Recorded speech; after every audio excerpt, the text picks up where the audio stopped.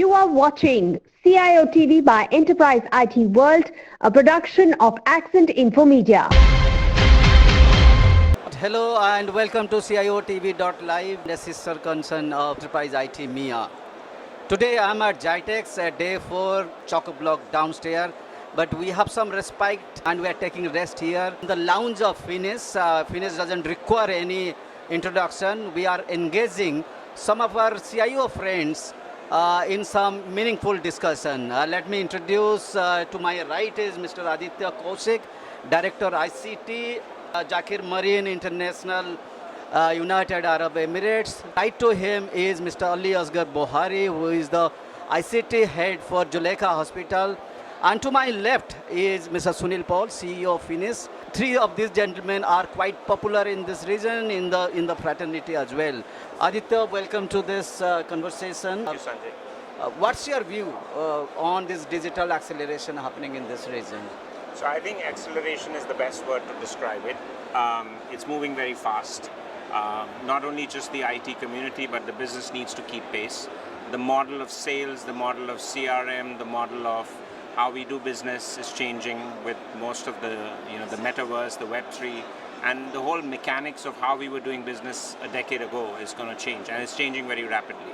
So I think it's a great thing because it gives opportunity to the community, to the vendors, to partners to actually explore new business ideas and to be able to actually change what we are doing in this sphere. All right. Is it affecting every vertical of industries or it is very specific to certain industries? I think the uptake is always going to be varied. There's always industries that are B2C, which have a large volume and a large customer base that always take on things much more because they obviously have the not just the funds but also the base to be able to implement solutions at a wider scale. So you'll find retail, banking, aviation, all these industries being much faster. The industrial sector takes a lot more time to evolve and they take a slightly slower pace. But we are seeing with IoT a lot more momentum in ICT uptake for them as well. And you can see transformation happening there. But I would say they will be the slower ones to actually take on the change. All right, thank you very much. Now let me come to Mr. Ali. He is pretty senior and he represents the healthcare industry in this region. I think during the pandemic, healthcare and hospitals were the worst victim, not only from the football perspective, from the cyber security perspective as well. So how has digitization influenced the healthcare industry? Okay, so after COVID, actually, not for the healthcare industry, but I guess every industry understand the value, the value of digital transformation and the technology needs. Which, if you talk about healthcare region, specifically healthcare, if you see here in Dubai Health Authority, if you talk about MOH or anything in UAE, from the healthcare side, we are really digitally very much ahead in terms of using any different technologies, specifically in healthcare. And then if you see about after COVID, actually, mainly after COVID, we got to know more about telemedicines and all of the things which is like underutilized technology, I must say. There are a lot of things which were not optimally utilized. So that technologies are now coming into the picture and we are utilizing most. So let's say one more important tool I will tell is about business intelligence, which is ClickSense, what we are using, and Finis is our partner. So if you see, the decisions are now data-driven decisions. Before, it wasn't used that much, but now after COVID and after all this digitization, now people are understanding the value, business is understanding the value of the technology, and we can see that transformation. I understand that, but there is, I can say, a lot of pressure on the CIO. The management is forcing to change very quickly. So are you also facing similar kind of things from your management? That's the best thing, that there is no pressure from the management, and the in this kind, I'll say you need kind of a management support where you can implement all new technologies. So if you talk about Zuleka Healthcare and Zuleka Management, then I am very, very happy that it is management's vision to implement any new technology which comes first. So we want to be the first technology provider for our adoption, for our patrons and for our patients. So the management support is very, very good in this sense, and results are already there. Excellent. Now the similar question I'll ask you, Aditya, that one side is management, the other side is individually the appetite and the challenge for a CIO. Not only the challenge is from the top, that is challenge from HR perspective, challenge from the technology, choosing perspective, whether you are buying right technology or not. So I think it's a bit of a balancing act. It's not just picking any technology that fits or that's the latest or that works and that's most trendy. It's actually understanding the company culture. It's understanding what the company aims to do. Because very often when technology is deployed disconnected from the business goals, you'll find this gap where the business always does not understand what ICT is doing, and ICT always complains about the business not supporting their initiatives. So I think what is important first is to actually bridge that gap between technology and business. Let the business see that whatever we are doing through technology is actually got the value that the business wants. It's got what I use the word called business outcomes. If you don't have the business outcomes, any amount of technology that you bring in does not serve any purpose. So yes, it's a balancing act. You have to work with the partners. That's your forte. You have to find the technology that best fits, and the partners play a key role in actually creating this environment for you. Finis is one very good example for that. But what we need to do is to be able to bridge this gap, get the business to understand that the right value will come from the right technology. So I think once you're doing that correctly, then it's an easy breeze for you and you get the support that you need. Just to add what Aditya has said, it's a very good point that business outcome is very important, any technology you use. So business re-engineering, I can say that, okay. So for us also important is, right now if you see the CIO's role or CTO's role or any CDO, so important is understanding the business needs and implementing the right technology absolutely with the right cost. That is also important. All right. Thank you very much, both the gentlemen here. I'll have one question more. Before that, I'll engage Mr. Sunil Paul, who is the CEO of Finis Technologies. I have seen him evolving, growing and bringing in new technologies. Now the latest addition to his kitty is the SOC services, which is a very niche to this region. Sunil, you are seeing this entire evolution from the very close quarters.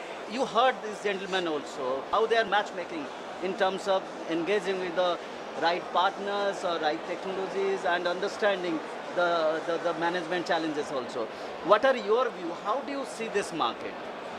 So I think one good thing I would say is that at least on the digital transformation side, I could see this region is par with rest of the world.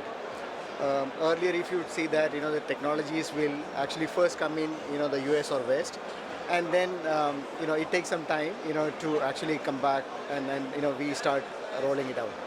But now we see that as it comes out in the West or US, we have the access to the technologies and the skill sets over here. I must say that thanks to the CIO community here as well, and the later initiatives of whether it is CIO MENA or CIO Club or things such as the accelerators, which actually brought together a lot of this conversational alignments. It gives platform for the leaders, the technology leaders, to discuss, deliberate, and collaborate. To take the best of it. Okay. In fact, if you really look at it, we have now Lenish as well, who's the CIO for Western Group and the Nesto. So what would come out is that it is not just about looking from a silo perspective of what I want to implement, but it brings out what the best you could bring into the to the organization, and also take out the learnings or whatever those mistakes would have possibly happened in there, not to repeat that again onto it. But as already Aditya said and Ali said, it is not just about the technology, it's about aligning with the business. If you have well aligned with your business and understands what your business wants, what your management wants, and aligning the technology, and that is more the success. I will just add only one extra line to it, like also to align with your question. What you said is, if you look at this GITEX, possibly this GITEX must be the biggest GITEX I have seen ever. I've been coming to GITEX for last 20 years, and in terms of number of people, in terms of number of participants, I think 100,000 people. Last 2 days been extremely crowded, and 80% of the people, whether the visitors or the exhibitors, are talking about digital transformation in some way or other. Most of them are exhibiting some products, which would help in digital transformation. It can come from infra side, it can come from application side, or it can come from any side. But the point here is that, please understand, as you embrace digital transformation, equal is your risk of cybersecurity, because your data is going to be across. Your data is going to be accessed 24/7. You do not have, like in earlier days, you cannot shut down your system. And so basically, that is where the importance of the new concept of securing the digital transformation is important. And that brings in a lot of technologies. See, when you say securing digital transformation is not about one tool or not about one service. It's about multiple technologies. And most of the organization, be it is small or big, will not be able to acquire all these technologies, because there are hundreds of technologies. If you look at Zero Trust, web application firewall, is a TNA, or PIM or PAM, or masking, or whatever it is. I mean, EDR, XDR, SIEMs, or whatever.